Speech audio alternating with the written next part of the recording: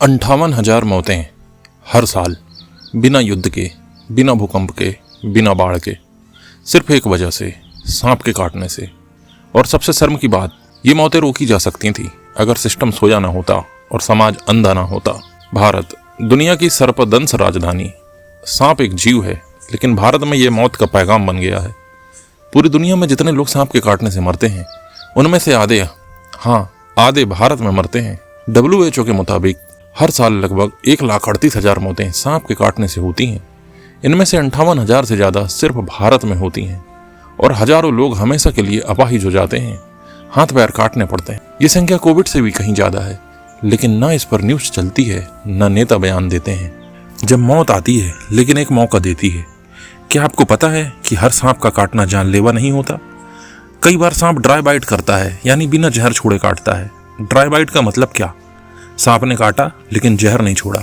या तो वो जहर बचा रहा होता है, या वो डर गया होता है, या फिर उसका वेनम ग्लैंड खाली था। लेकिन ड्राई बाइट को सेफ बाइट मत समझिए, क्योंकि यही गलती लोग करते हैं और मर जाते हैं।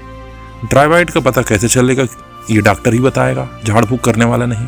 ड्राई बाइट ज्यादातर ये सांप करते हैं: कोबरा, रसल वाइपर, करैत। कोबरा बहुत बार ड्राई बाइट ही करता है, रसेल वाइपर बहुत कम ड्राई बाइट करता है, और करैत तो ना के बराबर ही ड्राई बाइट करता है। ड्राई बाइट का मतलब है कि सांप ने काटा तो, लेकिन अपना जहर नहीं छोड़ा। कई बार गैर विषैले सांप भी काटते हैं और लोग डर के मारे ही दम तोड़ देते हैं। ड्राई बाइट एक चेतावनी है, एक मौका है कि अब भी वक्त है, अस्पताल चले जाओ। लेकिन जब हम उस मौके को गवा देते हैं, क्योंकि हम विज्ञान में नहीं, झाड़ फूक पर भरोसा करते हैं। भारत में मौत का कारण सांप नहीं है।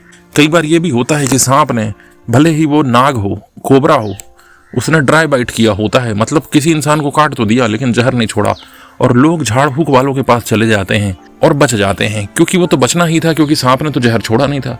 और जब सांप ने अगर जहर छोड़ दिया तो झाड़ फूक वालों के पास जाकर लोग मर जाते हैं, और फिर वही झाड़ फूक वाले बोलते हैं कि नसीब में तो यही लिखा था। इसलिए जब भी कभी सांप काटता है तो अपनी सुरक्षा आपको खुद करनी है। लेकिन असली जहर है सरकारी तंत्र की लापरवाही। भारत में मौत का कारण सांप नहीं है, मौत का कारण है ना पहुंचने वाली एम्बुलेंस, दवा के बिना अस्पताल, अनुभवहीन डॉक्टर और प्राथमिक इलाज का ना होना। जरा सोचिए, हर जिले में मेडिकल कॉलेज खुले हैं, लेकिन एक सीरम तक नहीं है। पॉलीवेलेंट एंटीवेनम पूरे भारत में सिर्फ कुछ संस्थान बनाते हैं, मगर ये सीरम हर गांव के अस्पताल तक नहीं पहुंच पाता। कई अस्पतालों में तो डॉक्टर को ट्रेनिंग तक नहीं है कि सर्पदंश के मरीज को कैसे संभालें, और गांवों में तो कंपाउंडर तक को टेटनस का इंजेक्शन देने के अलावा कुछ भी नहीं आता।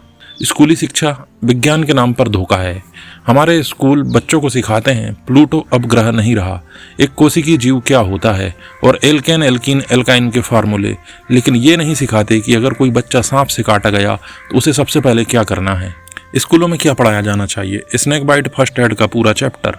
बच्चों को सिखाओ कि घबराना नहीं है, घायल अंग को कम हिलाओ, हाथ या पैर को ऊंचा नहीं नीचे रखें, कभी भी पट्टा नहीं बांधना है, पानी पिलाओ, होश में रखो, तुरंत नज़दीकी अस्पताल में ले जाओ। झाड़ फूक से क्या नुकसान होता है ये भी स्कूलों में बताना चाहिए। सांप विषैले और गैर विषैले कैसे होते हैं, फोटो के साथ उनको बताया जाना चाहिए। बच्चों को ये पूरी शिक्षा सिखाई जानी चाहिए। अगर स्कूली शिक्षा में CPR सिखाया जा सकता है तो स्नेक बाइट रिस्पॉन्स क्यों नहीं? अंधविश्वास वो जहर है जो सबसे पहले मारता है। काबू में आज भी लोगों को सांप के काटने पर सबसे पहले किसके पास जाते हैं? डॉक्टर के पास नहीं जाते। ओझा, तांत्रिक, झाड़ फूक वाले, नींबू मिर्ची वाले, बबूत फूकने वाले, इन्हीं के पास जाते हैं। ये लोग कहते हैं नागराज नाराज हैं, जहर ऊपर चढ़ गया है, नीचे उतार रहे हैं। ये किसी तंत्र ने किया है। रात को ठीक हो जाएगा और तब तक मरीज मर चुका होता है। और जब मरीज मरता है तो कहते हैं भाग्य में यही लिखा था। नहीं, भाग्य में नहीं लिखा था, हमारी मूर्खता और अंधविश्वास ने उसकी मौत लिखी। समाधान क्या है? आवाज उठाओ, जान बचाओ। अब सिर्फ आंसू बहाने का वक्त नहीं है, अब वक्त है सिस्टम को झकझोरने का। हर PSC, CSC, छोटे छोटे अस्पतालों में भी, हर गांव के अस्पताल में 24 घंटे एंटीवेनम स्टॉक होना चाहिए। गांव के हर स्कूल में फर्स्ट एड वर्कशॉप अनिवार्य होना चाहिए। बच्चों को ये बताया जाना चाहिए कि सांप काटने पर हमें क्या करना होता है। गांव के मास्टर, प्रधान, आशा वर्कर को स्नेक बाइट ट्रेनिंग दी जानी चाहिए कि वो कैसे इलाज करें। टोल फ्री हेल्पलाइन होनी चाहिए जो तुरंत एम्बुलेंस भेज सके। स्नेक बाइट अवेयरनेस सप्ताह में चलाया जाना चाहिए। मेडिकल स्टाफ को हर साल स्नेक बाइट रिस्पॉन्स ड्रिल सिखाई जानी चाहिए। अगर आप अब भी सोच रहे हैं कि हम क्या कर सकते हैं तो सुनिए, आप कर सकते हैं सबसे बड़ा काम। आप आवाज़ उठा सकते हैं, आप वीडियो को शेयर कर सकते हैं, आप अपने स्कूल, पंचायत, MLA, सांसद से पूछ सकते हैं आपके अस्पताल में कितने सीरम हैं, स्कूल में फर्स्ट एड मेथड पढ़ाया जाता है कि नहीं, आपके क्षेत्र में एम्बुलेंस कितने समय आती है। अगर सांप का जहर 2 घंटे में मारता है तो हमारा सिस्टम 2 मिनट में हमें मार देता है, क्योंकि वो पहुंचता ही नहीं।